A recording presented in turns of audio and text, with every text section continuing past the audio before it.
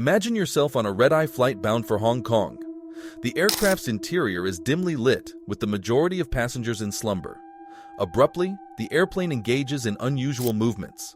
It executes a sharp 90-degree tilt, flying laterally, then plummets downwards, exerting over 4 Gs of force upon you.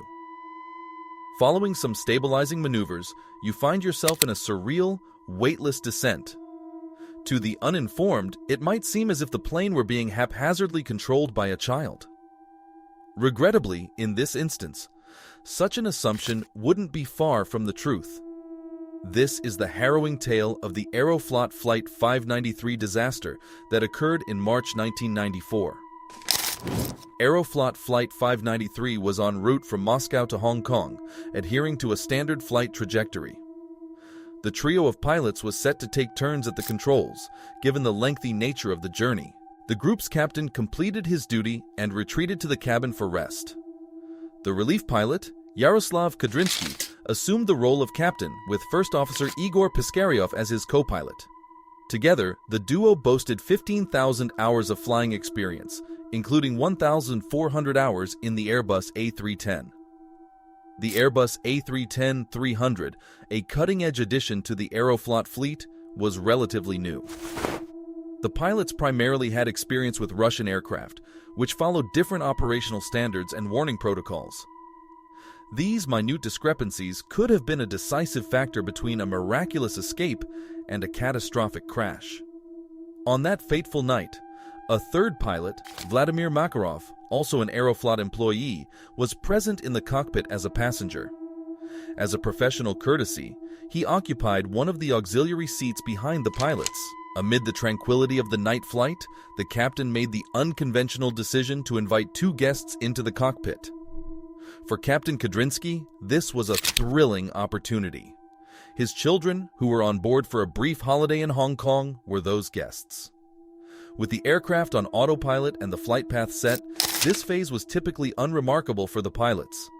Captain Kadrinsky's children, 15-year-old Eldar and 13-year-old Yana, entered the cockpit around 12:40 a.m. Their father, beaming with pride, demonstrated his complex role as a commercial pilot to his awestruck kids. Shortly thereafter, Captain Kadrinsky vacated his seat, allowing Yana to take his place. The moment he unbuckled his harness, the control of the aircraft should have been officially passed to the co-pilot. At this juncture, Igor Piskaryov was reclining in his seat, not in a position to effectively access all flight controls. Had the captain formally transferred command, Piskaryov would have adjusted his seat and taken hold of the control wheel. This minor oversight, as we will discover, was the precursor to a catastrophic chain of events. As the captain stepped aside, he invited Yana to take his place. This seemed harmless enough since the aircraft was on autopilot, allowing her an up-close view. She spent a few moments observing, posing questions, and lightly touching the control wheel. Encouraged by her father, she turned the wheel left, guiding the plane in that direction. For a young mind, the enchantment of steering such a massive aircraft must have been exhilarating.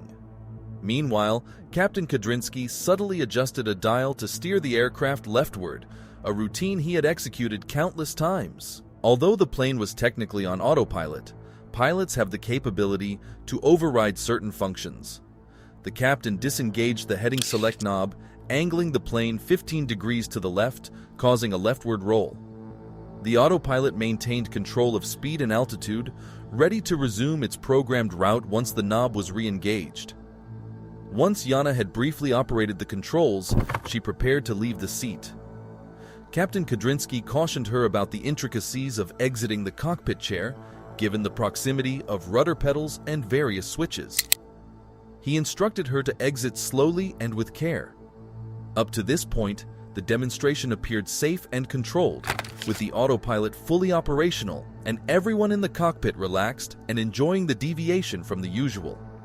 At 12:51 a.m., Eldar took his turn in the captain's seat, curiously examining the cockpit's various controls. By 12:54 a.m., Eldar expressed a desire to steer the plane, and the captain facilitated a similar maneuver.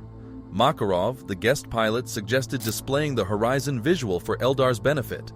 At 12:55 a.m., the heading select knob was re-engaged, and the autopilot seemed to be fully operational.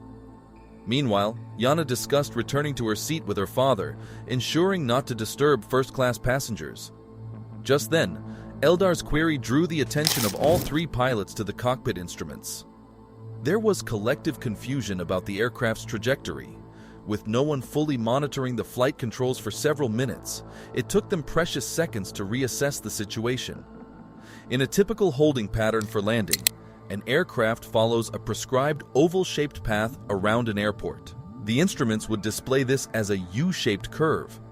This holding pattern seemed to be the only logical explanation for their current circular route, although they were far from any airport. As they deliberated, the plane banked beyond 45 degrees, exceeding the autopilot's limits. The aircraft then attempted to rectify its speed and altitude in relation to its angled position. The situation rapidly escalated, causing immediate alarm among the pilots. By 12:56 a.m., warning alarms for altitude and bank angle were sounding, indicating the autopilot had completely disengaged. The aircraft was now in a perilous position, banking at an astonishing 90 degrees and descending with a 50-degree nosedive, hurtling towards the ground at nearly 500 miles per hour.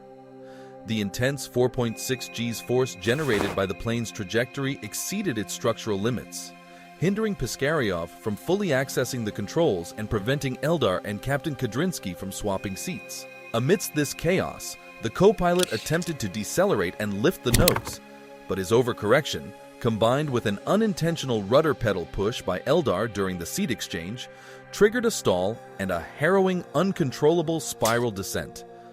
Passengers would have experienced the extreme forces of being pressed into their seats, the disorientation of the aircraft's wild tilting, and then, in a shocking twist, a sensation of weightlessness as the G-force dropped to zero during the fall. At 12:57 a.m., Captain Kudrinsky, back in his seat, struggled to regain control. He began stabilizing the deadly spin, optimistically believing recovery was possible. Tragically, they were too close to the ground, with less than 1,000 feet of altitude remaining. At 12:58 a.m., the aircraft crashed, with the captain's last words being a lament of "damn it." So what led to this catastrophe? The aircraft itself had no malfunctions and operated as designed. The issue lay in a feature unfamiliar to the pilots. In Russian aircraft, an alarm sounds when any part of the autopilot disengages. However, the Airbus A310 only emitted an audible alarm when the entire autopilot system disengaged, using a silent indicator light for partial shutdowns. Unbeknownst to Captain Kudrinsky, as Eldar turned the wheel, the plane began a countdown to shut off the autopilot's longitudinal roll controls. Engrossed in conversation with Yana, the captain didn't notice Eldar's continued slight adjustments to the wheel. After 30 seconds, the autopilot interpreted this as a manual override, deactivating without an audible warning, leading the pilots to mistakenly believe it was still engaged.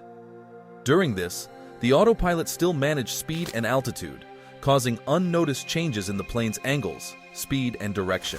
All these events unfolded within minutes. Eldar requested to steer at 12:54 a.m., and by 12:56 a.m., the pilots were scrambling to understand the rapidly deteriorating situation. Just 2 minutes later, at 12:58 a.m., the flight ended in a tragic crash. Determining the primary cause of the crash is challenging. Was it the lack of an audible warning when the autopilot disengaged, or the unintended actions of an inexperienced teenager at the controls? This series of events led to the heartbreaking loss of all 75 passengers on board. In response to this tragedy, Airbus implemented modifications to their autopilot systems and banking angle limits in future aircraft models. In conclusion, this tragic episode of the Aeroflot Flight 593 serves as a poignant reminder of the critical importance of fully understanding and being aware of the systems we rely on daily, especially when lives are at stake. As demonstrated in aviation, seemingly minor errors or misunderstandings can lead to catastrophic outcomes. This disaster prompted Airbus to enhance its systems, illustrating how even from the darkest tragedies, we can learn and evolve. Let this story be a cautionary tale for all of us, to seek knowledge and awareness in every facet of our lives. Remember, knowledge is a powerful tool. By subscribing to our channel, you'll gain access to a wealth of insightful and compelling stories like this one. Your subscription is more than just a click. It's a step towards joining a community dedicated to exploration and learning.